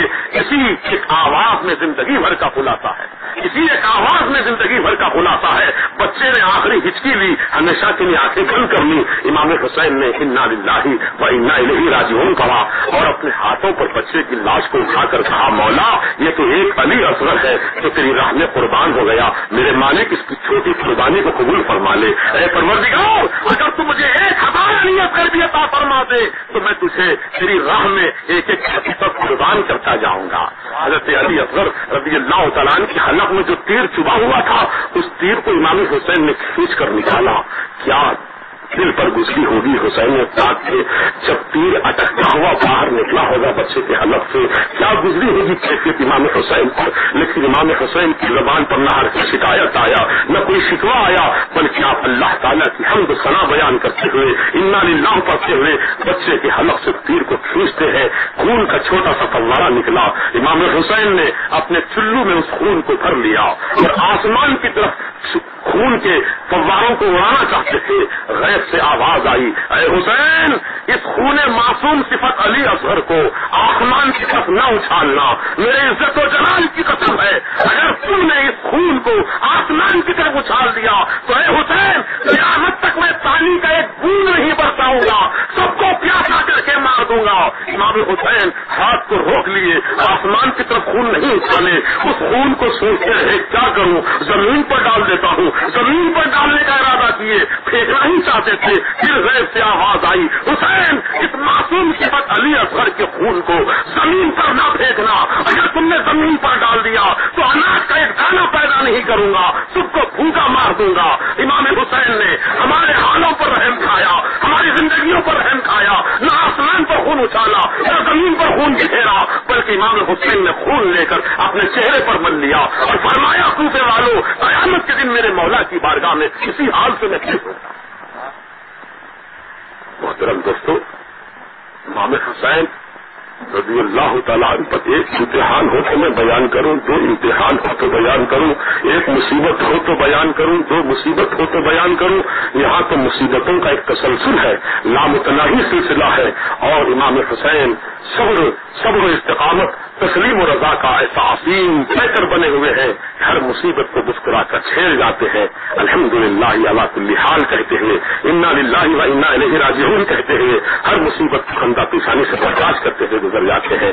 عزیزان محترم, عرض یہ کرنا چاہتا ہوں جب امام حسین کے سب شہید ہو گئے, سب عزیز و اقارب رشتے دار دوست احباب چاہنے والے سب شہید ہو گئے, تنہا زین العابدین مردوں میں بچے تھے. اور زین العابدین رضی اللہ تعالیٰ اس وقت سخت ترین بیمار تھے, شدت کا بخار تھا, جسم آگ کی بھٹی کی طرح جل رہا تھا.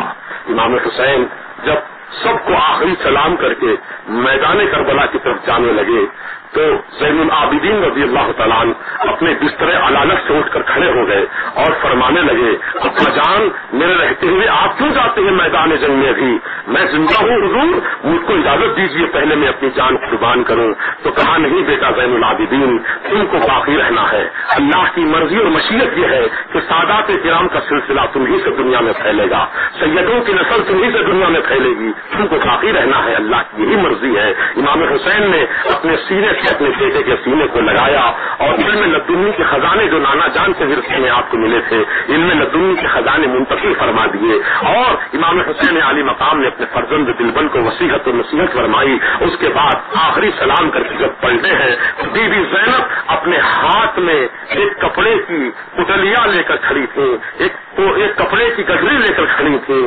امام حسین علی مقام نے اپنی بہن پر جب نظر ڈالی تو یوں دیکھا جیسے ایک خاموش مورت ہے جس کی زبان بند ہے, جس کی آنکھوں میں صرف حیرت کے سوا اور کچھ نہیں ہے. بی بی زینب نے اپنے بھائی کو حیرت بڑی نگاہوں سے دیکھ کر کہا, بھیا حسین آؤ, سب بہنیں تو اپنے بھائی کو نوشہ جب وہ بنتا ہے, دلہا جب وہ بنتا ہے تو بہنیں اپنے بھائی کو سنوارتی ہیں, اپنے بھائی کو سجاتی ہیں, دلہا بنا کر گھر سے رخصت کرتی ہے بارات میں. اے بھیا حسین آؤ, آج تمہاری بہن زینب شہادت کا دلہا بنا کر تمہیں رخصت کرتی ہوں. بھائی آؤ, یہ دیکھو نانا جان کے علامہ ہے, میں اپنے ہاتھوں سے تمہارے سر پر باندھوں گی. یہ بھائی حسن کا پٹا ہے, تمہاری میں کمر پر باندھوں گی. یہ میرے بابا جان علی مرتضیٰ کی تلوار ہے, یہ تمہارے ہاتھوں میں تھماؤں گی. حضرت زینب نے اپنے ہاتھوں سے اپنے بھائی حسین کو سنوارا اور پورا لباس زرا پکچر سے جب مزین کر دیا تو امام حسین علی مقام رضی اللہ تعالیٰ سب کو نصیحت فرماتے ہیں کہ اے بہن زینب, اے بی بی سکینہ, اے شہر بانو, اے مقدس خواتین اسلام, ہمارے دنیا سے گزر جانے کے بعد ماتم نہ کرنا, سینہ زمین نہ کرنا, بال نہ نوچنا, اپنے سینہ کو بھی نہ کرنا, ہائے وائے نہ کرنا, واویلا نہ مچانا, بلکہ ہمارے انتقال کر جانے پر مصیبتوں پر صبر کرنا اور اللہ کی مرضی پر راضی رہنا. یہ نصیحت فرما کر امام حسین جب خیمے سے باہر نکلے اور گھوڑے پر سوار ہو گئے. ذوالجناح اس گھوڑے کا نام تھا, ذوالجناح اس گھوڑے کا نام تھا. امام حسین لگام پکڑ کر کھینچتے ہیں, گھوڑے کو آگے بڑھنے کا اشارہ کرتے ہیں, لیکن گھوڑا آگے نہیں بڑھ رہا ہے بلکہ گھوڑا خاموش اپنے مقام پر کھڑا ہوا ہے. امام حسین کچھ توقف کرنے کے بعد ارشاد فرماتے ہیں, اے ذوالجناح چل چل, اب وہ وقت قریب آ چکا ہے جس کا شدت سے انتظار تھا, کیوں آگے نہیں بڑھتا؟ ارے صبح سے تو بہت اچھا چل رہا تھا, اب تجھے کیا ہو گیا؟ گھوڑا رونے لگا, اپنے مالک کی محبت میں رونے لگا اور اپنے سر سے اشارہ کیا, سر سے پیچھے کی طرف اشارہ کیا. امام حسین نے پیچھے جو مڑ کر دیکھا تو کیا دیکھا؟ گھوڑے کی ایک ٹانگ سے, گھوڑے کی ایک ٹانگ سے بی بی سکینہ لپٹی ہوئی ہے اور کہہ رہی ہے, ابا جان, اے میرے بابا جان حسین, اے علی مقام, اے امام حسین, خیمے سے جو ہی گیا واپس نہیں آیا, اب آپ جا رہے ہیں تو واپس نہیں آئیں گے. ابا جان یہ بتاتے جائیے, روزانہ بھیا علی اصغر اپنے ماں کے سینے پر سر رکھ کر سوتا تھا, میں آپ کے سینے پر سر رکھ کر سوتی تھی. آج آپ جا رہے ہیں تو سکینہ آپ کی بیٹی جس کے سینے پر سر رکھ کر آرام کرے گی, تو کہا بیٹی سکینہ تو محبت بھری باتیں کہہ کر اپنے باپ کے پاؤں میں محبت کی سیڑھیاں نہ ڈال دیتی. مصیبت پر صبر کر اللہ کی مرضی پر راضی رہے. آپ کو سونے کا نظام بدلا جا رہا ہے. علی اصغر روزانہ ماں کے سینے پہ سوتا تھا, لیکن آج سے وہ میرے سینے پر سوئے گا, اور تو روزانہ میرے سینے پر سوتی تھی, لیکن آج سے تو اپنی ماں کے سینے پر سر رکھ کر سونا.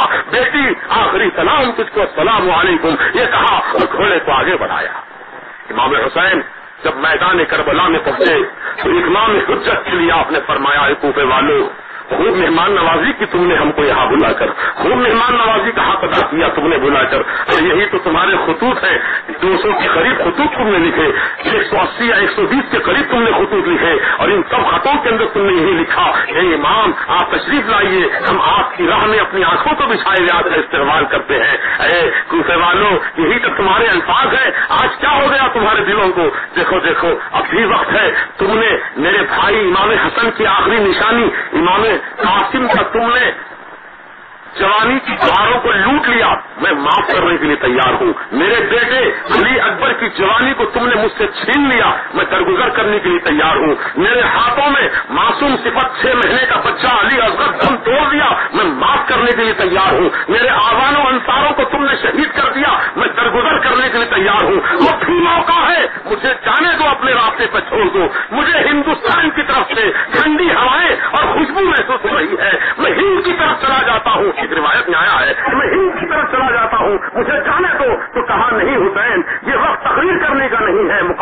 ہونے کا وقت ہے، یا تو یزید کو اپنا خلیفہ مان لو یا پھر لڑنے کے لیے تیار ہو جاؤ. تو کہا کہ میں تو اتمام حجت کے لیے تم سے یہ بات کہی تھی، میں موت سے گھبرا کر نہیں کہہ رہا ہوں، بلکہ میں تو سزا سے موت کا مقابلہ کر رہا ہوں، موت کا میں مقابلہ کر رہا ہوں، موت کا استقبال کر رہا ہوں، موت کی آنکھوں میں آنکھیں ڈال کر مسکرا رہا ہوں. اے کوفے والوں، میں موت سے گھبرا نہیں رہا ہوں، بلکہ تمہاری زندگیوں کو عذاب جہنم سے بچانے کے لیے بات کہہ رہا ہوں. اگر تم نے میرے خون سے اپنی تلواروں کو رنگین بنا دیا تو پھر قیامت کے دن جنت تم پر حرام کر دی جائے گی اور جہنم تمہارے لیے واجب کر دی جائے گی، اور میرے نانا جان کی شفاعت سے تم محروم کر دیے جاؤ گے. تم کو ان تمام چیزوں سے محفوظ رکھنے کے لیے میں تم کو کہتا ہوں کہ میرے خون سے اپنی تلواروں کو رنگین نہ کرو. اگر تم نے میرا خون بہا دیا پھر تم پر جنت حرام ہو جائے گی اور جہنم تم پر لازم ہو جائے گی. یزیدی نافرمانوں کے دلوں میں، دماغوں میں، ان کی نگاہوں میں دنیا کی دولت کی چمک ناچ رہی تھی. شیطانی بھوت ان کے دماغوں پر سوار تھا اور دنیا کی گورنری سلطنت کے اچھے اچھے عہدے ان کی نگاہوں کے سامنے لالچ کی طرح چمک رہے تھے. لہذا ان کو ایک بات بھی اچھی نہیں دکھائی دی، بلکہ انہوں نے امام حسین سے کہا، اے حسین، یہ تقریر کرنے کا وقت نہیں ہے، آؤ مقابلہ کرو. امام حسین پر تیر چلے، تلواریں چلی، نیزے چلے. امام حسین دیکھتے دیکھتے تھوڑے سے زخمی ہو کر نیچے زمین پر تشریف لے آئے. امام حسین جب غش کھا کر نیچے زمین پر گرے تو امام حسین کے سینے پر شمر لعین سوار ہو گیا. امام حسین نے اپنی آنکھیں کھولی اور پوچھا کون ہے؟ تو کہا میرا نام شمر ہے. کہا اپنا سینہ دکھا. شمر نے اپنا سینہ کھول کر دکھایا تو سینے پر سفید دھبا تھا، سفید داغ تھا. امام حسین نے میدان کربلا میں لیتے ہوئے ارشاد فرمایا، سب تخت یا جدہ، اے میرے نانا جان، آپ نے سچ فرمایا تھا کہ بیٹا حسین تیرے قاتل کے سینے پر سفید داغ ہوگا، اس کا نام شمر لعین ہوگا. اے نانا جان، آپ نے سچ فرمایا کہ آج میں اپنے قاتل کے سینے کے اوپر داغ دیکھ رہا. کہا اے شمر، تجھے شرم نہیں آتی؟ آج کون سا دن ہے؟ کہا جمعے کا دن ہے. کہا تاریخ کون سی ہے؟ کہا محرم کی 10 تاریخ ہے، یوم عاشور ہے. کہا جمعے کا دن ہے، وقت کون سا ہے؟ کہا نماز جمعہ کا وقت ہے. اے شمر، تجھے شرم نہیں آتی؟ میرے نانا جان کی امت اس وقت جہاں کہیں دنیا میں ہوگی اس وقت نماز جمعہ ادا کر رہی ہوگی. خطیب منبر پر کھڑے ہو کر میرے نانا جان کا خطبہ پڑھ رہے ہوں گے. نانا جان ان کی آل اولاد پر درود و سلام کا نذرانہ پیش کر رہے ہوں گے. تو ان کی آل کے سینے پر سوار ہو کر بیٹھا ہے. ارے کمبخت ہٹ جا میرے سینے سے اور مجھے نماز پڑھنے، مجھے نماز پڑھنے دے. اے میرے نوجوان دوستوں، اے میرے بزرگوں، اے میری ماں بہنوں، یہ لمحہ ذرا ٹھہر کر آپ کی توجہات کو میں نماز کی طرف لے چلوں. امام حسین فجر کی نماز سے ظہر کی نماز تک لاشوں کو اٹھا اٹھا کر خیمے تک پہنچاتے رہے، جنازے پر جنازہ اٹھاتے رہے تنہا. لیکن جب نماز کا وقت آیا تو نماز سے غافل نہیں ہوئے، بلکہ اللہ کی بارگاہ میں سربہ سجود ہو گئے. امام حسین، تم پر چھوٹی سی کوئی مصیبت آتی ہے تو تم اللہ کو بھول جاتے ہو، اللہ کی یاد سے اس کی بندگی سے منہ موڑ لیتے ہو. جب کوئی خوشی زیادہ ہوتی ہے تو اس وقت بھی تم اللہ کی عبادت سے غافل ہو جاتے ہو. جب غم یا مصیبت کی بڑی آن پڑتی ہے تب بھی تم اللہ کی یاد سے غافل ہو جاتے ہو. جبکہ ہونا تو یہ چاہیے، چاہے خوشی ہو، چاہے غمی ہو، چاہے راحت ہو، چاہے مصیبت ہو، ہر حال میں نماز وقت سے ادا کرنی ہے. آ گیا ہے لڑائی میں اگر وقت نماز، قبلہ روح ہو کے زمین بوس ہوئی قوم حجاز، ایک ہی صف میں کھڑے ہو گئے محمود و ایاز، نہ کوئی بنتا رہا نہ کوئی بنتا نواز. یہ مومن کی شان ہوتی ہے کہ چاہے وہ میدان جہاد ہو یا تنہائی کا مقام ہو، مسجد ہو کے میدان ہو، شمشان ہو کے ریزدار ہو، کوئی مقام ہو، نماز کا وقت آیا بندہ مومن قبلہ رخ ہو کر اللہ اکبر، اللہ کی بارگاہ میں اپنا ہاتھ، اب اللہ کی بارگاہ میں وہ رکعت باندھ کر کھڑے ہو جاتا ہے اور پروردگار عالم کی بارگاہ میں سربسرور ہو جاتا ہے. اے ایمان والو، تم روزانہ مسجد کی میناروں سے 5 وقت اذان کی آواز سنتے ہو. مؤذن کیا کہتا ہے؟ اللہ اکبر، اللہ اکبر، اللہ بہت بڑا ہے، اللہ بہت بڑا ہے. اے انسان، اے پیسے والے، اے طاقت والے، اے دولت والے، اے اولاد والے، اے جائیداد والے، خبردار خبردار، کبھی تو اپنے آپ کو بڑا نہ سمجھنا، کبھی اپنے آپ کو بڑا نہ کہنا. اللہ اکبر، اللہ بہت بڑا ہے، اللہ بہت بڑا ہے. پھر مؤذن کہتا ہے اشہد ان لا الہ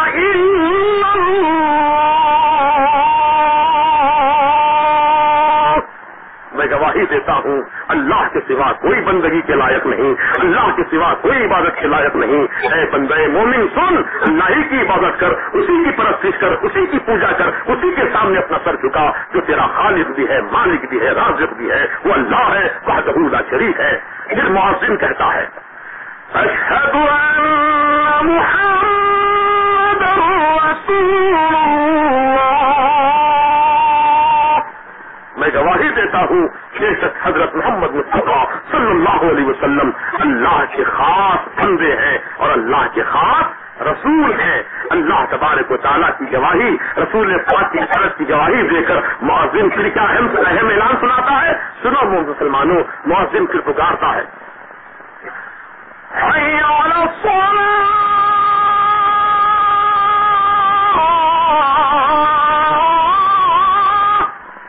آؤ نماز کی طرف، حی علی الصلاۃ، آؤ نماز کی طرف۔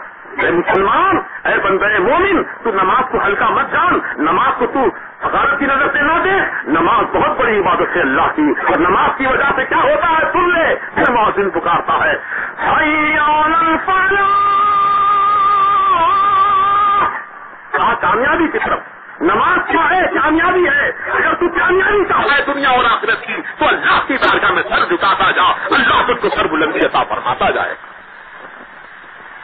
تو محترم بزرگوں اور شفیق میرے نوجوان دوستوں، نماز سے کبھی غفلت نہ کرو۔ سنی صحیح العقیدہ امام کی اقتداء میں 5 وقتہ نماز ادا کیجیے، اللہ تعالیٰ آپ کو ہم کو سب کو توفیق رفیع عطا فرمائے۔ امام حسین میدان کربلا میں زخموں سے چھلنی ہو چکے ہیں، جب نماز ظہر کا وقت آیا تو آپ نے شمر اللعین کو اپنے سینے سے دھکا مار کر ہلایا اور اللہ اکبر کہہ کر رکعت باندھی۔ پہلی رکعت کا پہلا سجدہ تھا کہ ظالم یزیدی ناپکار شمر اللعین نے آپ کی گردن پر خنجر پھیرا، تلوار مارا اور امام حسین کا سر اقدس آپ کے جسم ادھر سے جدا کر دیا۔ انا للہ و انا الیہ راجعون۔ نواز رسول کا سر سجدے کی حالت میں ذبح کیا گیا ہے۔ اے ایمان والو، جانور کو بھی جب ذبح کرتے ہیں